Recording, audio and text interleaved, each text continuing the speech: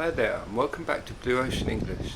This is the second video in a series called Proper English, where I show you words that native English speakers use all the time but students never learn. Words maybe you should know but you don't.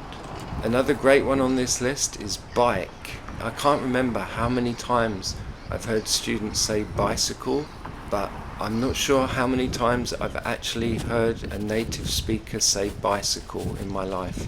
We do not say bicycle. We don't use the word bicycle. We say bike. Almost everybody, almost all the time, if you're talking about the object, we use the word bike. I used my bike yesterday. I went on my bike.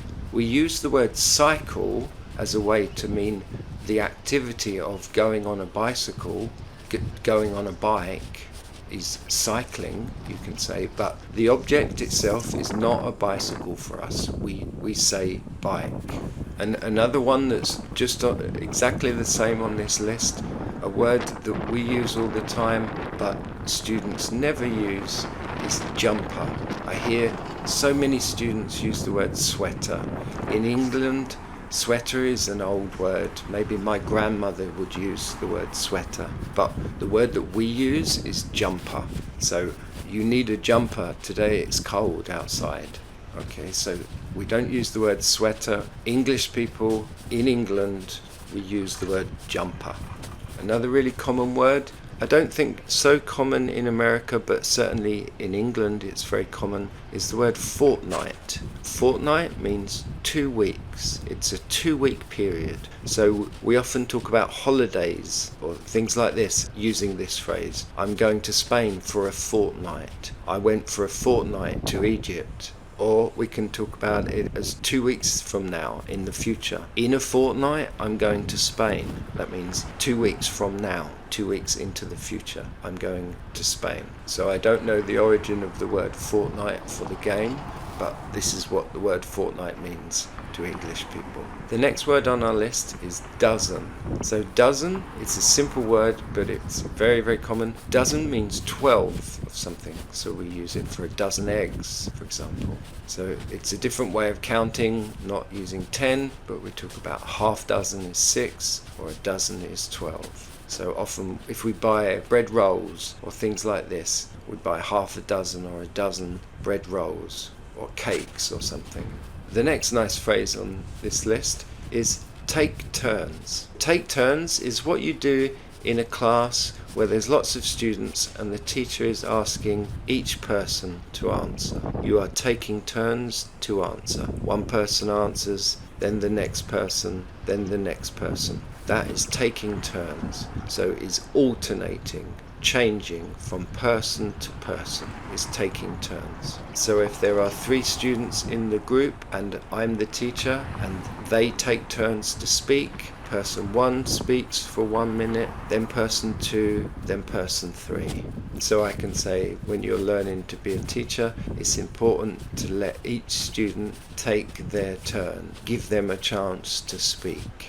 Or I can say at the concert, each band took turns. So first there was one band, and then another, and then another. They all took turns playing in front of the audience. Now we're going to go to the Van Gogh Cafe, and I'll show you how to use these phrases and words in your world. So let's use the words and phrases we've looked at with the things that we can see in the painting. The next word was bike. The boy in yellow, he doesn't always use his bike. He likes to walk. It looks like the boy in yellow is wearing yellow trousers and a yellow jumper. He's got a yellow jumper on. I could say maybe tonight's a little bit cold. You will need to wear a jumper.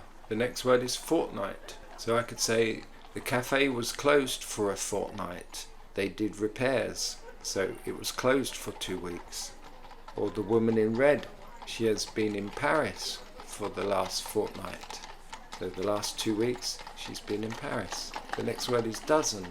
I could say, oh, it seems there are about a dozen people in the cafe tonight. The next phrase is take turns. So I could say the waiter is taking turns at the tables. So he's moving round from one table to the next table to the next table. He's taking turns seeing what the people want. That's the end of today's video. I hope you enjoyed it. Don't forget to go outside and practice these phrases in your world. Make the phrases come alive and feel what it's like to use these phrases in your world. Good luck, and I'll see you again next time. Here we are, just another typical English summer day. Just before I go, it's just me doing everything here at Blue Ocean English. So if you like what I'm doing and you want to see more, please don't forget to leave a comment. Maybe you have an idea for a video or a nice background picture that you'd like to see, or share this video with a friend. The best way for you to say thank you is to hit the like and subscribe buttons, and check out my merchandise, all the nice things you can buy, t-shirts, hats. You can also check out our great books on Amazon.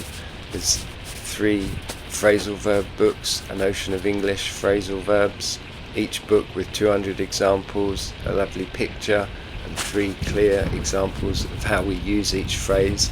And then 3 books for idioms. They're called An Ocean of English Idioms.